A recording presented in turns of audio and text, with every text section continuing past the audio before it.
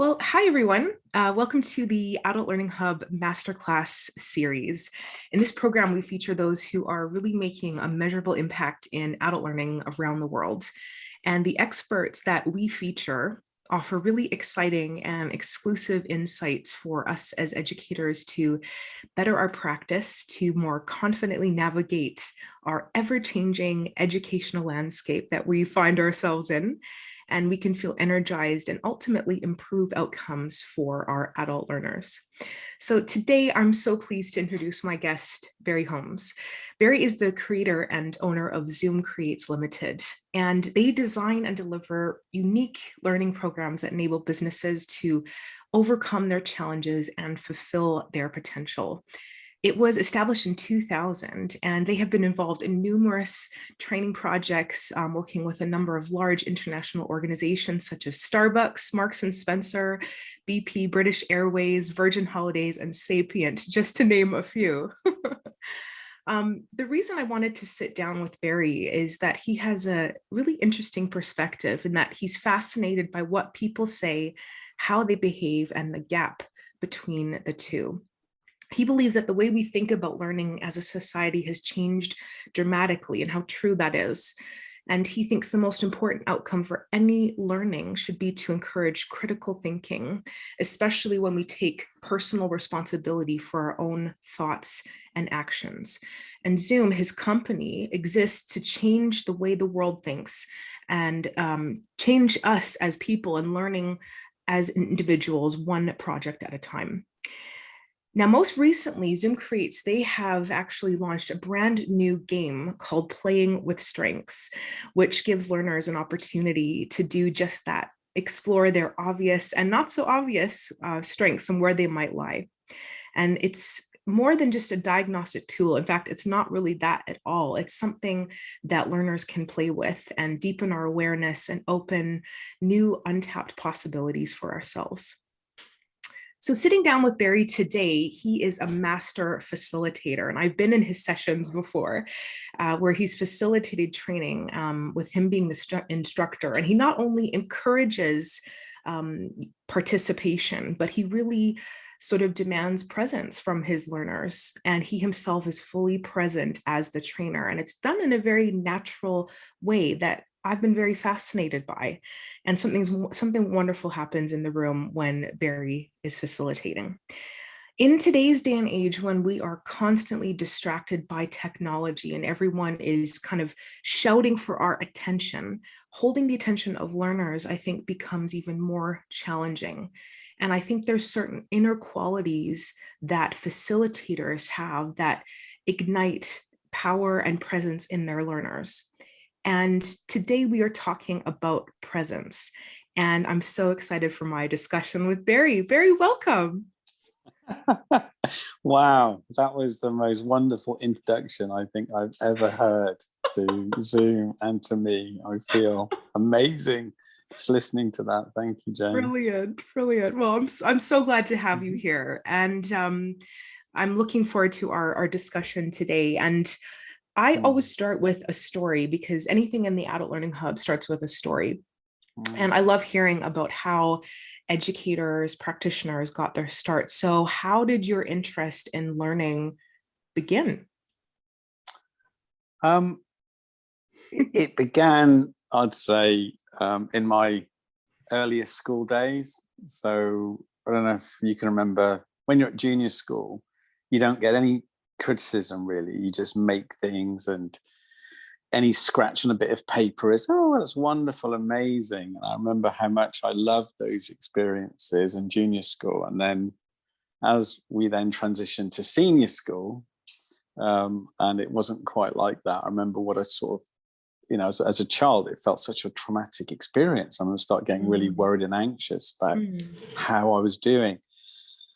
And I always used to get these, I guess they were at the time perceived as very disrespectful thoughts as a kid when we were being taught. So, for example, when we were in history and the teacher was writing on the board, I'd literally sit there and think, well, just give me the book. I can read it for myself. Why are you writing it out? And you make those odd comments and you find yourself in detention. So I went to 10 different schools growing up because I got a Norwegian mother and a dad in the Navy. So as a consequence, we moved. And one of the other outcomes of that was you arrive in a school situation a little bit into term when the new little bonds and cliques are formed. So I kind of left school really disorientated around, well, what was that whole experience about? And it was really when I left school, I started to consciously pursue learning, which is what I've been doing ever since. And what I realized was, and I think this is the case for a lot of people, is learning is innate and natural to us. The moment you introduce even a drop of coercion into the learning experiences, it changes the dynamic. So I have over the years and still have a lot of empathy for people who don't feel or seem to fit into conventional situations. And I've met hundreds and thousands of people in the various courses, programs we've run, that sort of carry a learned memory of what they perceive or think learning is based on the experiences they had, good or bad, from their past. So I feel a huge connection and resonance for those people. And what I also see is there's no such thing as a right or wrong learning environment. Different learning environments suit different people. Some people massively suit the academic, formal, structured route. And there's a whole load of us that don't. And then just to sort of, one of my favorite quotes is, I love to learn, but I don't like being taught. I think that's so true for lots of us. So I've been fascinated by that forever. I mean, I'm fascinated by it now more than ever. Mm-hmm. I think that's interesting, a few of those points that you made, especially when we feel that we need to leave school in order to pursue learning, and how conventional learning sometimes doesn't fit us. And we might not discover that till later on in life.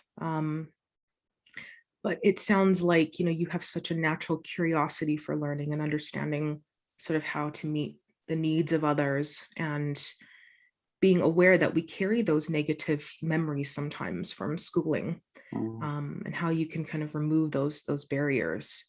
So what is a little unknown fact that most people might not know about you? Yeah. Well, I sort of kind of mentioned it. I was born in Norway, and I was born at the end of March, and at that point there was huge snow drifts. So my mum had to climb out of the top window as I came into being and make her way through the snow to the end of the lane to climb in a taxi. So I was nearly born in a taxi in a little town in Norway in a snowdrift.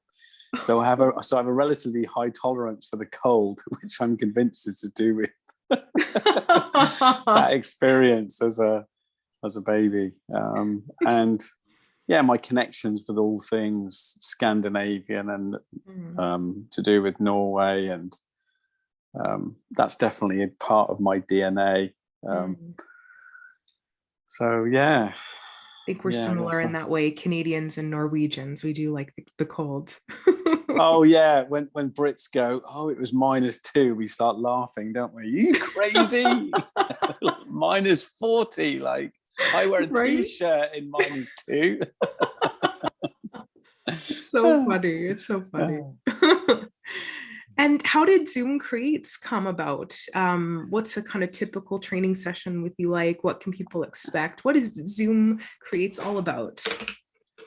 Well, yeah, I think Steve Jobs in that speech said, you kind of make up what happened retrospectively. You never see it going forward. So I'm going to do exactly that. It'll sound like there was a logical sequence of events, and actually there was a series of seemingly haphazard randomness, but working backwards. So I was brand and marketing manager for a company, which essentially was coming up with ideas and implement those ideas, and then increasing how much money we made through people picking them up.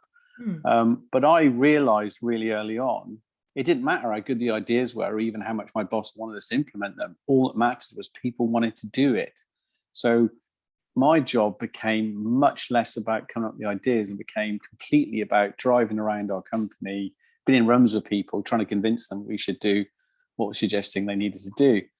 And I loved it. I became fascinated by it, and it connected to my love of sports coaching. I've been teaching swimming and that sort of thing for years, and it's like, oh yeah, why do people do that?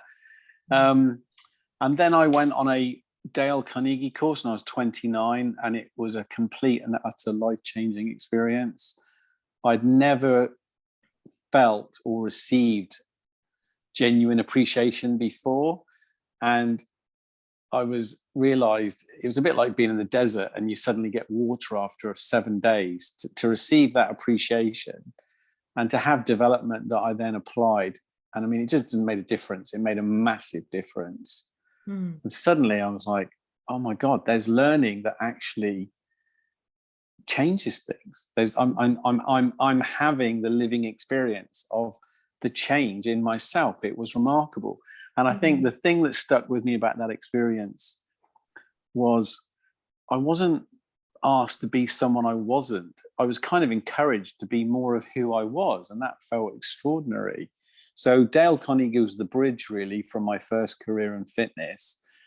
I worked with them for a short while, and then I was kind of in a limbo land where I couldn't go back.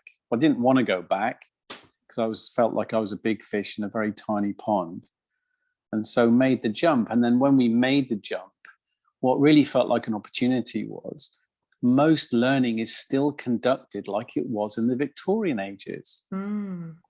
Teacher at the front, adults or children sat in rows. Someone's telling you what the answer is, and you're meant to try and absorb it. And at some point regurgitate it, and you get a pat on the head and apple if you do it well, and you get sit on the naughty step if you don't.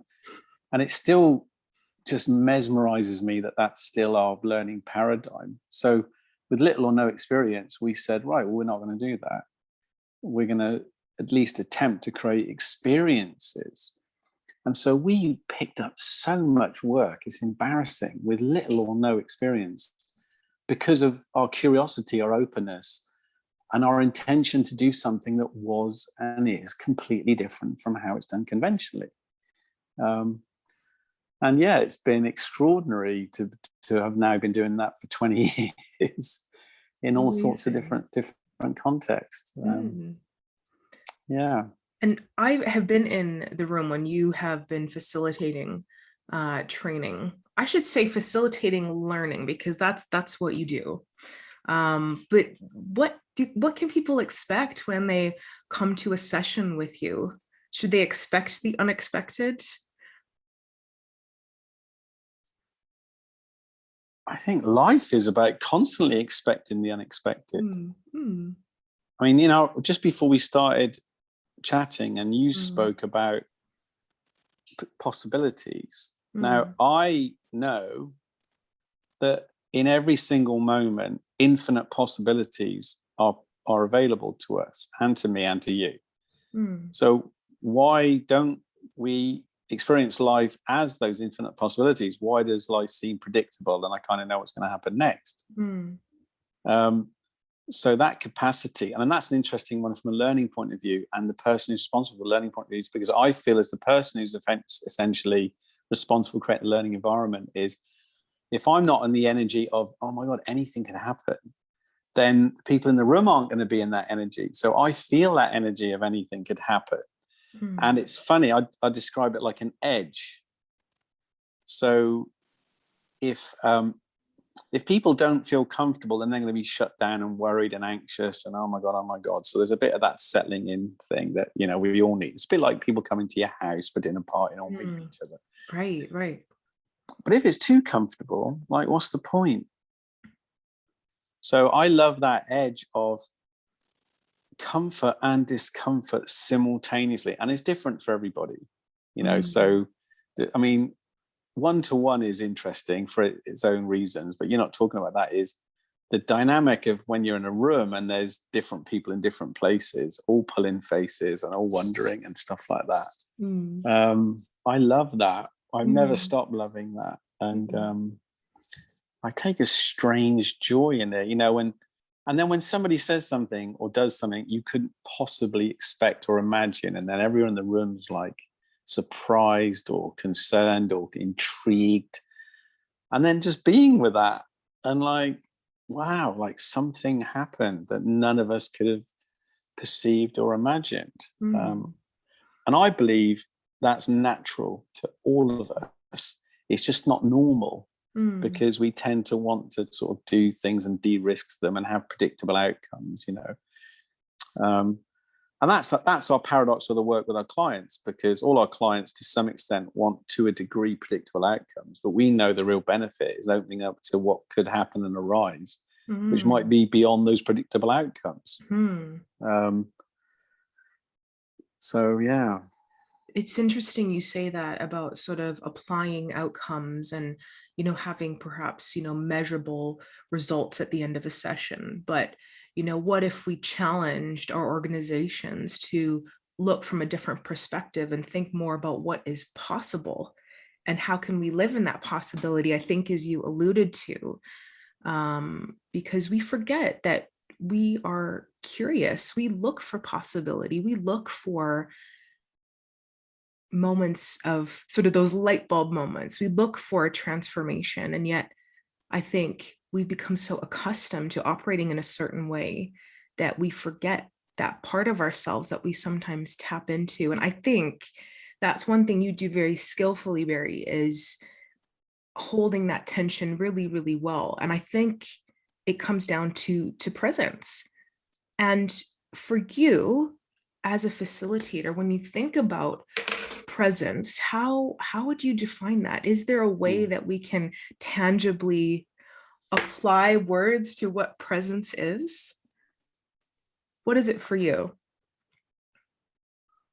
Well, I've got a few things to say about that. The first Mm. one is, it is instantaneous. All of us know immediately, within a millisecond, the degree to which the person we're with is there or not. Mm. And there's a couple of aspects to whether we're there or not. Most of us, including me, are in what's just happened, or we're in the anticipation of what's going to happen. Mm. So, as opposed to the moment. So the analogy that I really love, or which I think is helpful, is think about Robert Downey Jr. in the Iron Man films. Oh, yes. When the imminent thing is going to happen, and then he goes, presses button, and all these parts of him start arriving from the art. They go chunk, chunk, chunk, chunk, chunk, and then he's Iron Man. It's like all of us have the capacity to call all the aspects of ourselves into this moment now. Mm. But for most of us, we're not actually there. There's only some of us there. Some of us is in what's going to happen in a minute, and some of us is in what's just happened. Some of us are in a sort of a feeling we got from yesterday. So, I loved what you said around we can call ourselves into presence, and then the very fact of us being present seems to me, I can't prove this scientifically, prove this, it's like it's then an automatic invitation for everyone else to do the same. Like, I'm here, where are you? All right. And that joy that's experienced when we are present, you feel it. Everyone feels it. And we feel it when we go to see music we like. We feel it when we're sitting down at home having some dinner with some friends and we're all laughing. Like, that's life. That's life fully lived. And why is it so challenging for us to be in the present, do you think, in today's day and age? Maybe this is an obvious answer, but I'm curious to get your insights, because it is a challenge to be present. Well, yeah. I mean, this is. One example is the idea that more choice is better. There's loads of research to show that beyond a certain point, choice creates stress, because I just have the anxiety of, I'm going to make the choice, and how many choices, and the typical thing, you sit at the menu, you can't choose what you want to eat. That we are constantly being influenced, or influence is being sought of our preferences. And then think about the proliferation of tweets, Twitter, instant messaging, and our cognitive brain has a limited and finite capacity to exercise choice and discernment. So I mean, I've worked in London for 21 years and I've lived in London a few times. I mean, there's this thing apparently from leaving home to get into your work, you've been exposed to 10,000 marketing messages. So the world is constantly seeking and pull our attention this way and that way. And how on earth do you know where to give that attention? So I think it takes enormous will to exercise choice about where our attention is. And it's all legitimized. That's the other thing. It's all legitimized. You know, you look in people's eyes and you say, how are you? I love, you know, this, and then there's that. And then a few minutes in the conversation, the phone will sort of arise. It's normalized. It's normalized. And to me, it's completely unnatural. And it's become accepted, hasn't it? We all know that our attention is divided.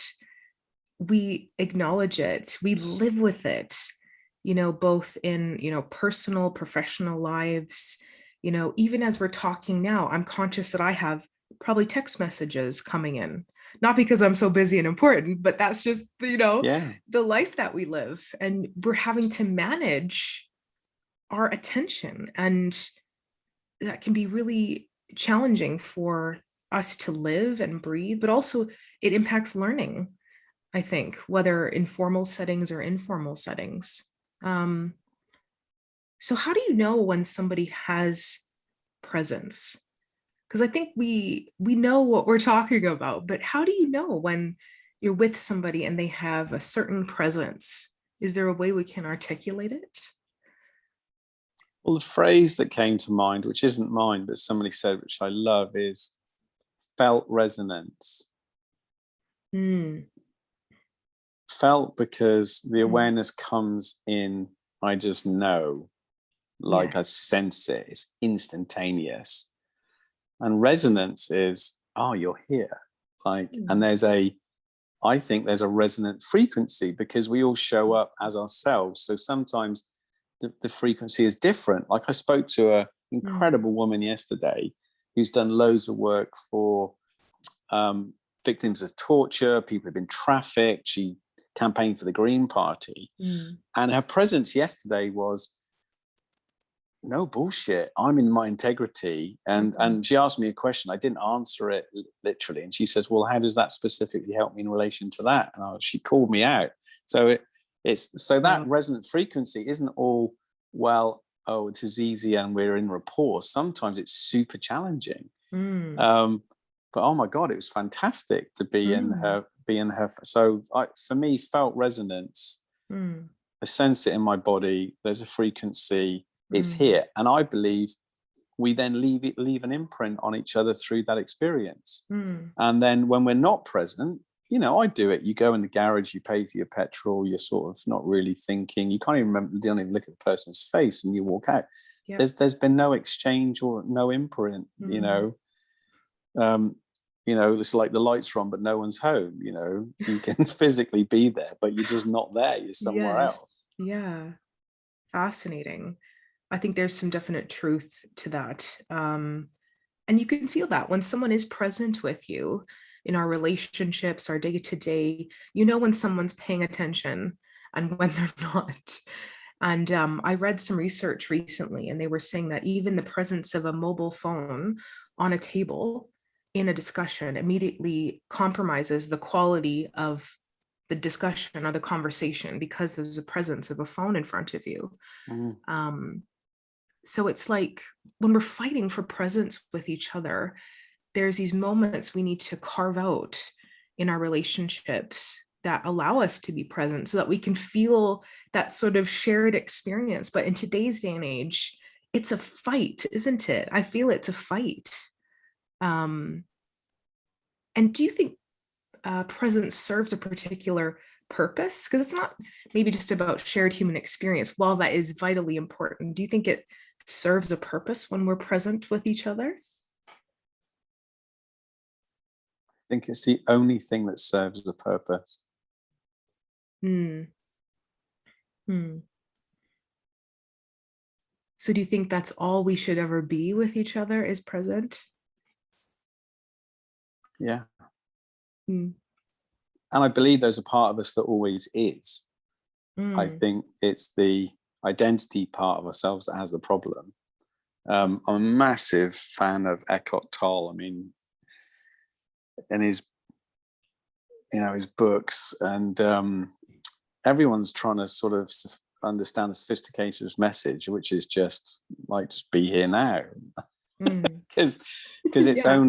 it's only here now that everything exists. And I mean, I'm fascinated by quantum theory, quantum potential, and there's even scientific evidence for reality is subjective. The closest thing we can experience to what is in this moment, and then Mm. there's another moment.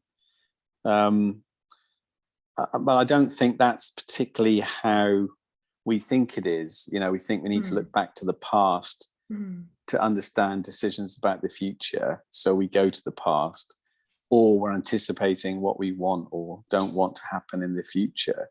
Mm. So I think, as you said, as you alluded to, is we're constantly pulled out of the moment, and then it's legitimized. I mean, for me, the saddest thing is to be in a pub or a restaurant and see people, and particularly the kids, each all on their smart devices. Mm. So you're there, but not there. Mm. So I always feel like, well, it doesn't matter where you are, just be there. Mm. So if you're on the phone call, be on the phone call. If you're reading the book, or if we're having the chat, let's have the chat. I feel like everyone has that available. We all have that available to us. And what I would say is, we're all just one breath away from it. Mm. That's sort of my simplistic. Okay, so I'm not here really. All right, just breathe, take a minute. Mm. Okay, here I am. Right, and here we go. And I think that's part of the human experience. We drop in and out of being present all of the time. Mm. Fascinating. Even as you're talking, I get a notification on my computer and I have to bring myself back. I find it such a fight these days. And I find myself enjoying presence, when it's there, when two people are honing into that. But then as soon as you get, a ding or a notification or something that comes up, it's broken. And to get it back, sometimes it takes a second, doesn't it? At least that's how I feel. Yeah, one of the challenges Mark and I set ourselves when we create a learning environment is we never do the whole, let's contract, let's drop the flip chart, we're all going to be present, right? Because I also feel like, well, that's coercion. So what we at least try and do is say, let's make this experience so blooming interesting, or so fun, or so curious, or so stimulating, or so random, or whatever it is, that we'll all be so caught up in the experience we're having now, we'll forget the fact we got our phone, we'll forget about notifications, we'll forget about emails. Yes.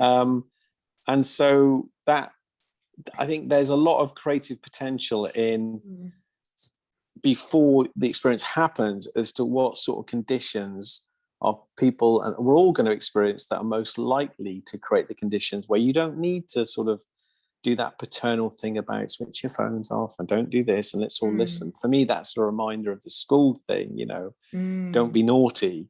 And so yeah, I think that's the creative design aspect of what we do, that I think is massively underrated. Yes. Like, for example, we never use slides ever. We might use images or videos, but like people's Pavlov dog connection with PowerPoint is, oh my God, not another blooming slide. So, Right. why would you create conditions for that? And we constantly get feedback. There's no slides. How do you not know slides?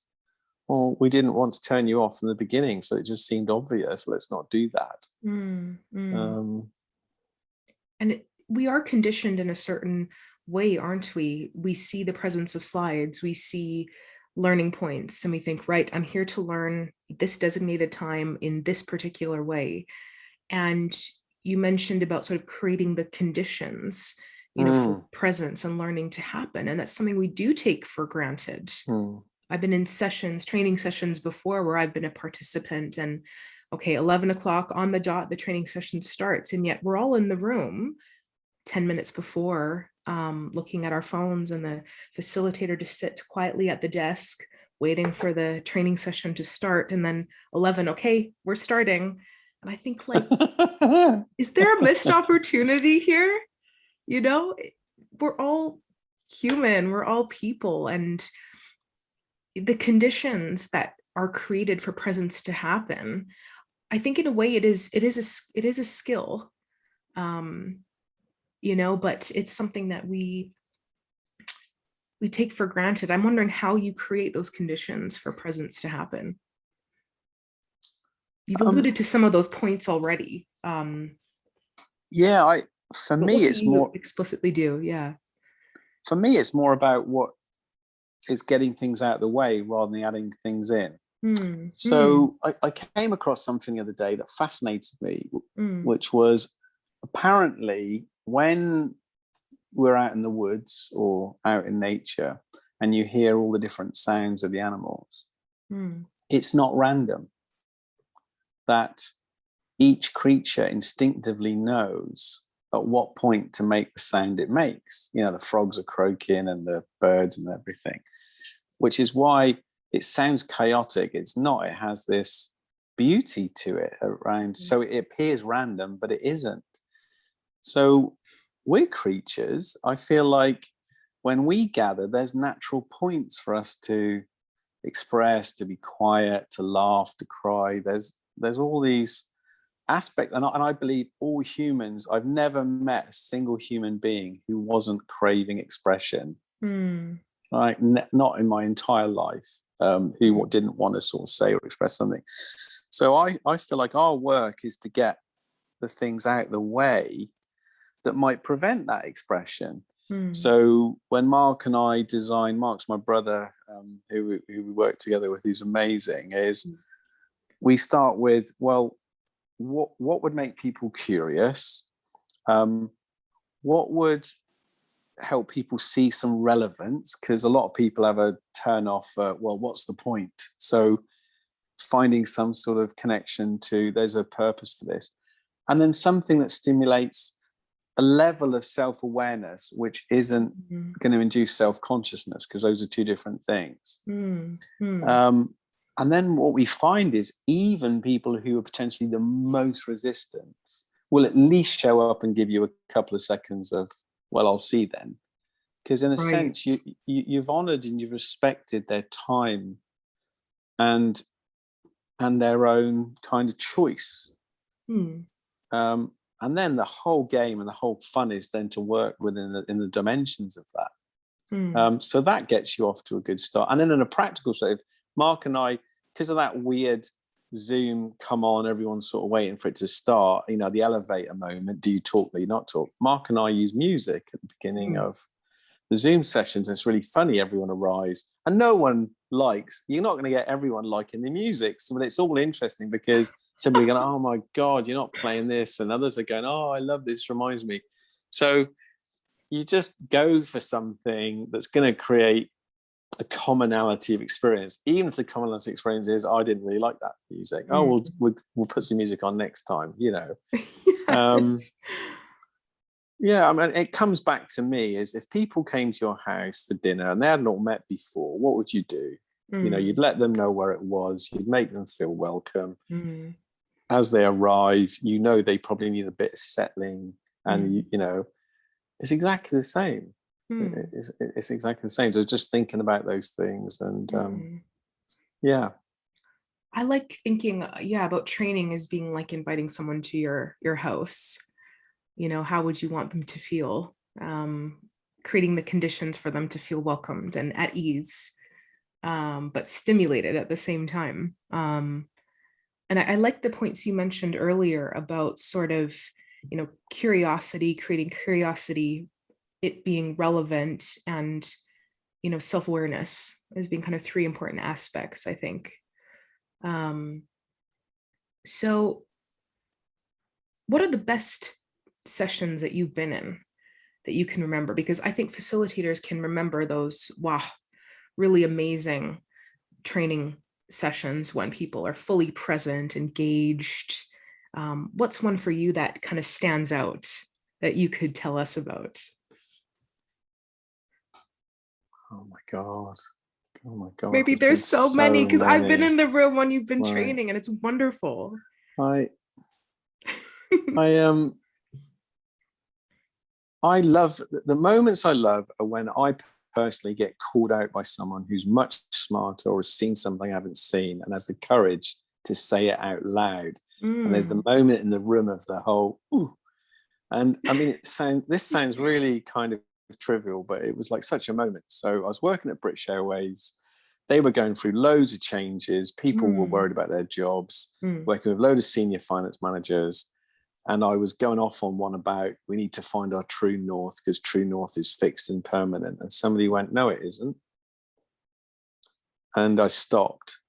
And they went on to explain why the polar true north changes by this and that degree. And they told us afterwards that, well, as they got into conversation, they'd studied maths at Oxford.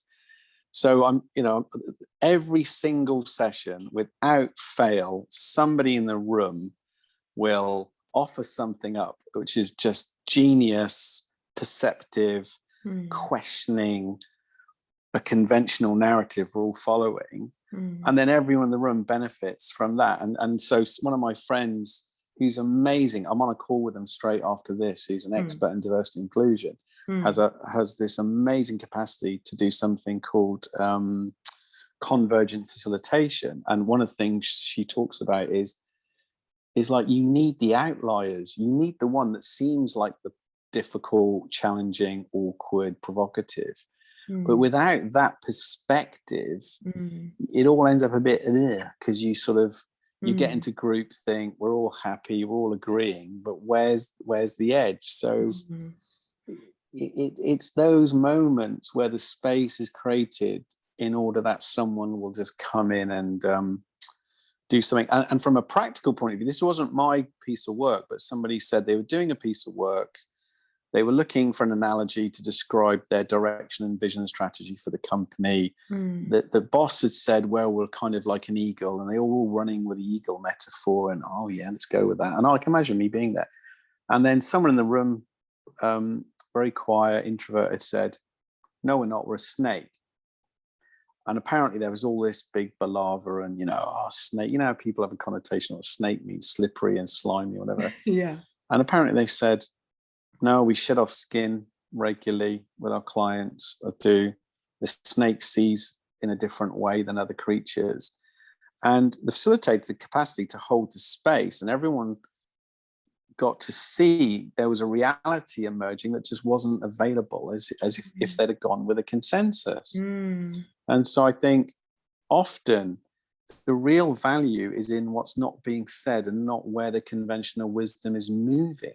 Mm. So I think skilled facilitators have the capacity to not just go with the prevailing narrative or even the most senior or charismatic person in the room. Interesting.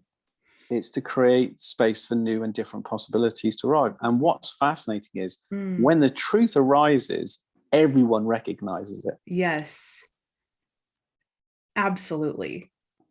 And to further that, I think for educators before any sort of session or as it's happening, it's almost like we need to continually ask ourselves, okay, what voices are being heard here? Which ones are not? And why is that? What can I do to facilitate that? Or what learning do I need to take on as an instructor in order to make sure that those voices are heard and represented? And I think that comes back also to being curious about what you do, because I think that's something you demonstrate really well, Barry, is a curiosity towards what you do. That in itself is a way of maintaining presence, I think, rather than being complacent, to be like, I'm here for a job, I'm here to be your trainer today, but to kind of open up our minds to experience the possibilities, to hold that intention. And you do that quite well, quite skillfully. Can we learn from that? Should I say, can we learn it? Or is that something that's, you think, natural in us as human beings? Is it a technique presence, or do we hold it in ourselves innately? That's a good question. I've been told on not just one occasion, and particularly when my mum said how annoying I was as a kid, and my daughter's sort of like this, is everyone's curious, but I'm ridiculously curious. And that's a strength, but also overplayed, can become annoying, or it can become obsessional, like, why is this? Why the Yeah. So I think there's something, it's in my nature to just be that way. But I think curiosity is universal. I think the universal opportunity for all of us is to be in the unknowing. Like, I'm doing a particular meditative practice at the moment, and one of the things I keep being reminded about, it keeps saying, be empty. And I love that idea of making yourself empty, because it's only by being empty you create space for something else to come through. So I think whatever you can do to empty yourself in advance of going into an experience, going to meet anyone, to talk about anything, empty yourself. I'd say most of the work that we've won, or the relationships I've developed, and the trust that's been built, hasn't been because I have a greater level of knowing. I think it's because in the moment, the person I've been talking to has recognized that I'm accepting of my unknowing, and I have a curiosity of what might arise. And so then there's a mutual sense of, all right, something could be created here that isn't necessarily evident yet. Well, that's exciting. I'm doing a lot of work in social care and third sector at the moment, and there's a phrase going around called co-production, which is a recognition that you can't do things to people anymore, no matter how well intended, if what you're seeking to bring about isn't co-produced.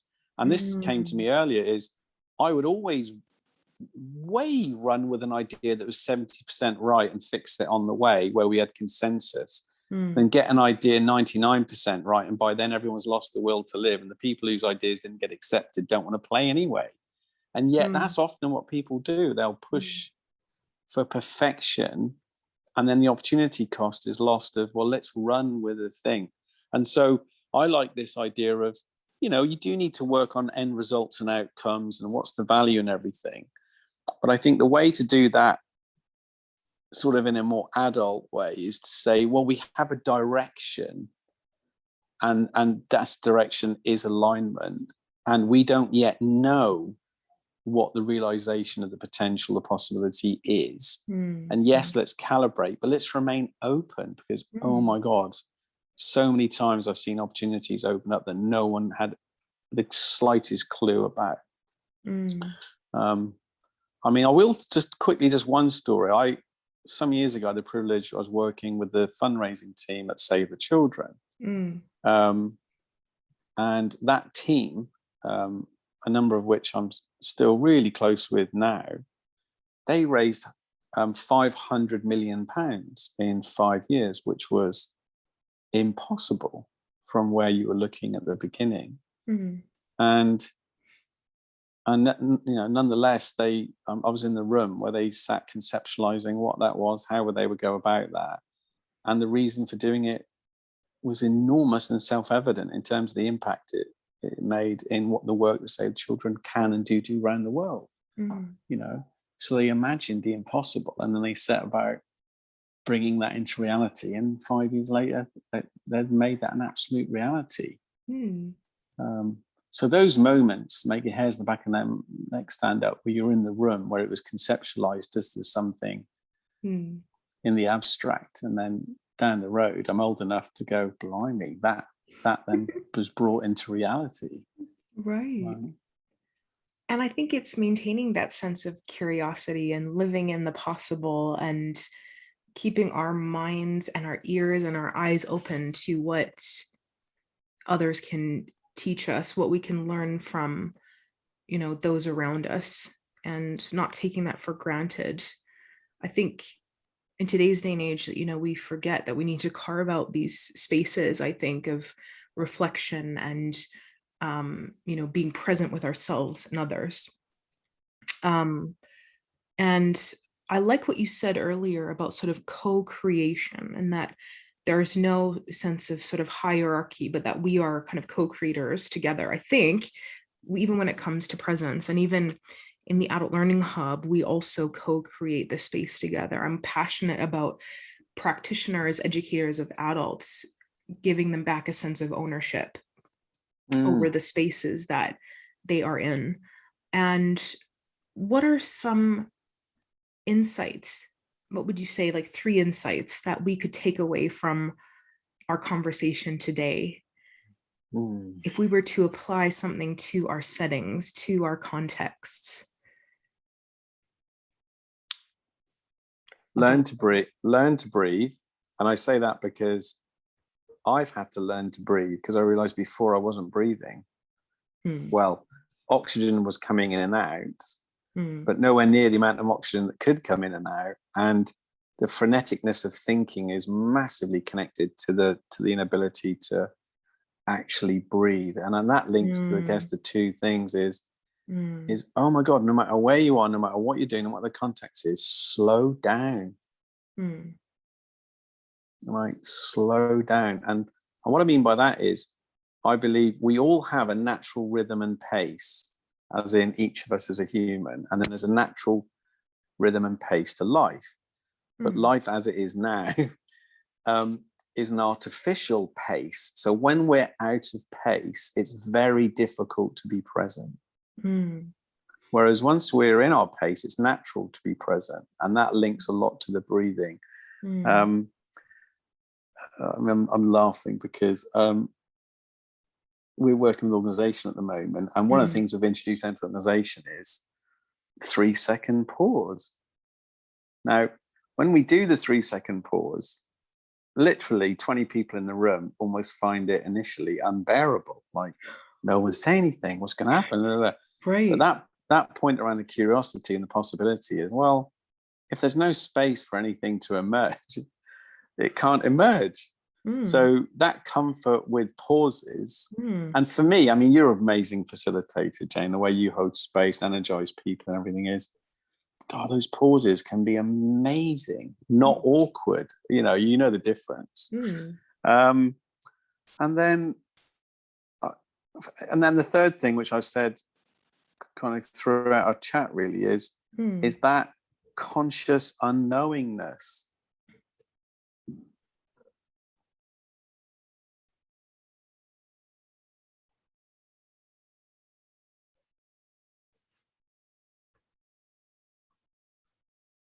That's well over 3 seconds. Yeah, that's well over 3 seconds.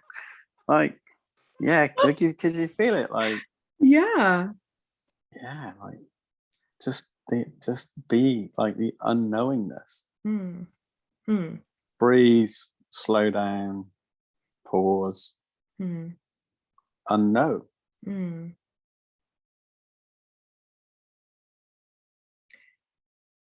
So before we finish off our conversation today, I do want to highlight this amazing game that you have created, which is Playing with Strengths. And I'm curious to know how that game is played and how people can access it, because I've heard amazing things about it. And I think it is related to what we're talking about, because presence is a strength. But tell me about Playing with Strengths. Yeah, well, over the years, I've done and also been involved in loads of different psychometrics, self-awareness, personality tests, and they're really useful and good fun. And the challenge with them is when they're used over literally and in a diagnostic way to almost suggest someone is this or that, which is kind of ridiculous. So when we wanted to create something, particularly around strengths, because the prevailing wisdom is, let's look for the gap and improve what's not right, when again, it's crazy. Like, the more you look at what's already working, or you look towards where the strengths are, all the energy gets released and people will pick up on their issues or challenges because they feel valued. So we didn't want to add something that was diagnostic into the massive, all the other diagnostic things out there. So we created a game. And what do you do with a game? Well, you play with it. And what's the nature of play? Well, anything could happen. So we've created a game where you play with your strengths, and in playing with them, you start to see which are natural and which might be learned. Which do you want to turn the dial up on? How do they connect? And so it's emergent and fun and a bit random. And without exception, people who play with them start to see things they didn't see before. And it's I have a hope that work will be replaced by play as a way of being. Like, none of us will go to work, we're all going to play.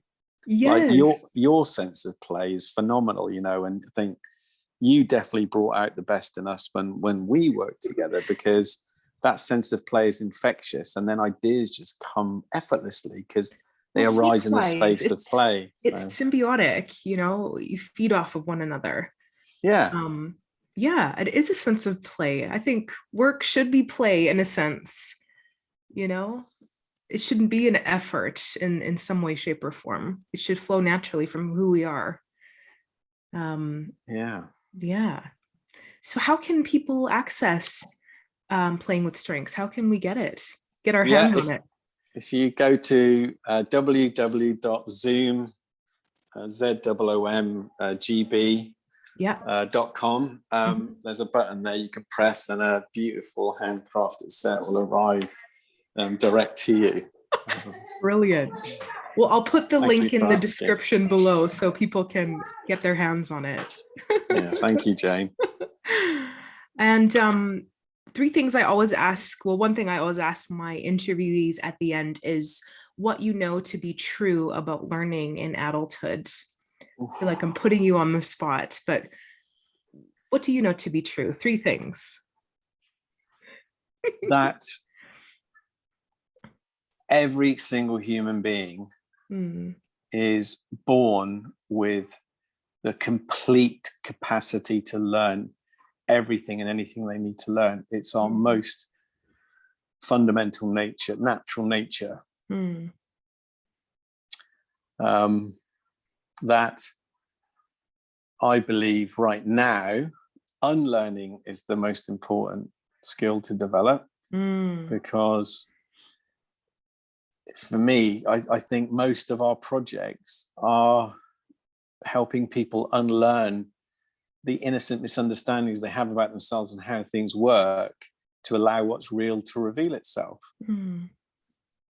And that there really isn't a right way or a wrong way, or I think, loosen our attachment to how it needs to be. It links a bit to the knowingness. And one of the things I'm working on with our current client is to create an environment of let's fail.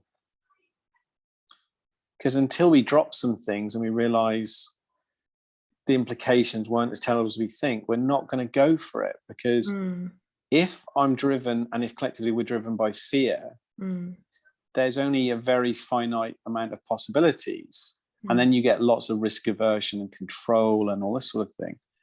Well, what we're missing is the opportunity that's being missed from if we came from love and possibility. So that's really the work we're doing now, which is to free more people up to come from the potential, as opposed to the coming from a place of fear and risk. And actually, and we're really having to work against gravity, because lockdown, COVID, economic worries, all the uncertainty, the prevailing energy is gravity. I need to keep safe. So it's nothing wrong. It's a natural response to when people are worried. So I think we have a responsibility and capability to create conditions for people to feel like they can go for it, and they can express things, and they can see new opportunities. And for me that's the work, and it's a hell of a gift and a privilege to be able to do that. Absolutely. And if any of our viewers want to get in touch with you after this, what is the best way to do that? How can they get in touch with you? Yeah, you can give me a call, 07703 46615. You can Brilliant. email me, barry.holmes@zoomgb.com. Mm, I've come off LinkedIn for a while because I was just, mm, my point about presence, I was mm. into so many conversations, I couldn't sustain them. Yes. So I might make a reappearance again. But yeah, I Mm, love to chat to anyone about mm, anything. And we've got so many resources mm. that if anyone reaches out, we'll just make those resources available to them. Brilliant. Fantastic. Well, Barry, I just wanted to say thank you so much for joining me today. Really enjoyed our discussion. I got so much from it, and I'm sure people watching also will. Um, so if anyone enjoyed this interview and you want to experience more learning for you as a practitioner or connect with other adult learning professionals in a community where your stories, your experiences, and your ideas matter, consider joining the Adult Learning Hub as a member. You can go to theadultlearninghub.com for more information or get in touch with me at jane@theadultlearninghub.com. Thanks again, Barry. That was fun. Yeah, thanks, Jane. Have a Wonderful to great chat to day. you. Take care. Take care. Bye.